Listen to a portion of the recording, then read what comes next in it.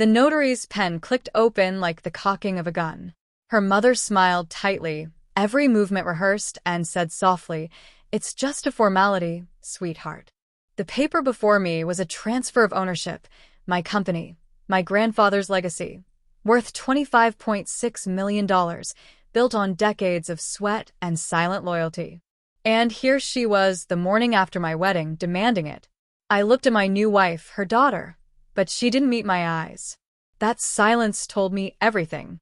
I signed the document calmly, slowly, letting the ink glide across the page, the perfect illusion of surrender. But what they didn't know was that the paper was worthless.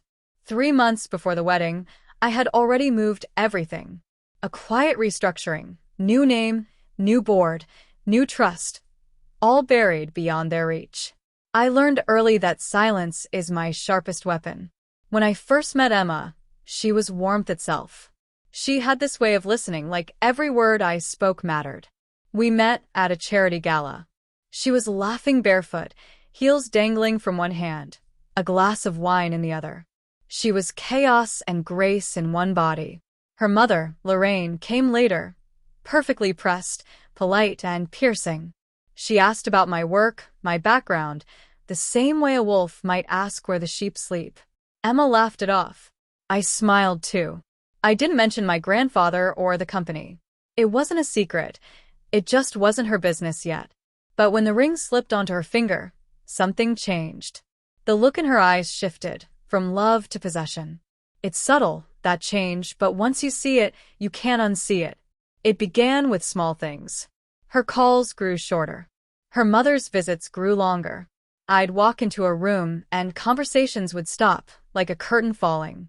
Then one night, I saw a message on her phone. "He doesn't suspect a thing. After the wedding, it's all ours. No anger. No shouting. Just clarity." I stared at her sleeping beside me, her hand resting on my chest, and realized I'd married a plan, not a person.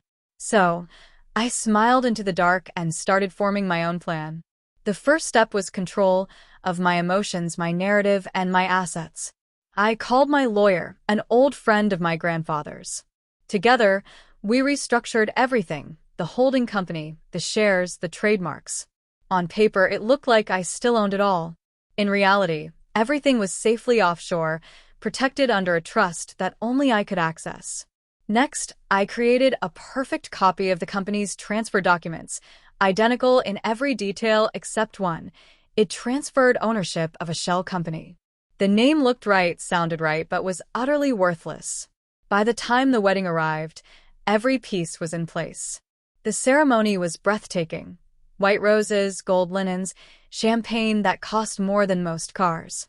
Her mother directed every detail, like a general leading a campaign. I smiled. I danced.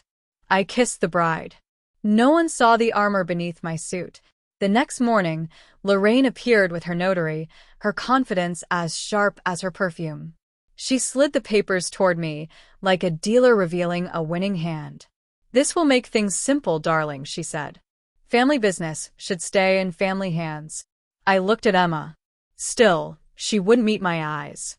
I took the pen, signed, dated, even thanked them. I watched them leave, triumphant and oblivious, carrying a document that gave them nothing. Not a share. Not a cent. 3 days later, the cracks appeared.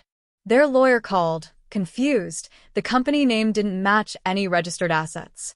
By the end of the week, they knew what I'd done. That's when the calls started. Emma begged. Lorraine threatened. I answered none of them. Instead, I set my lawyer to file for divorce, on grounds of fraud. 2 months later, we faced each other in court. Emma's eyes were hollow, her mascara smudged, her perfect composure shattered. Lorraine sat beside her, furious, like a general without a battlefield. My lawyer spoke first, calm, precise, surgical. He laid out the evidence. The texts, the emails, the hidden financial manipulations, the violations of the prenup. Then, he presented the real ownership documents, the ones signed long before the wedding. The courtroom was silent, save for the soft scrape of paper sliding across the judge's bench. Lorraine's face drained of color. Emma's breath caught. When the judge ruled in my favor, I didn't celebrate. I simply turned to Emma and said quietly, "You could have had everything, if you just loved me." That night, I drove to my grandfather's old office. The lights were dim, the city asleep. I sat at his desk, tracing the grain of the wood with my thumb. He used to say, "Wealth isn't money, it's control." I never truly understood that, until now. I didn't want revenge. I wanted peace. But peace sometimes only follows justice. Emma and Lorraine moved away.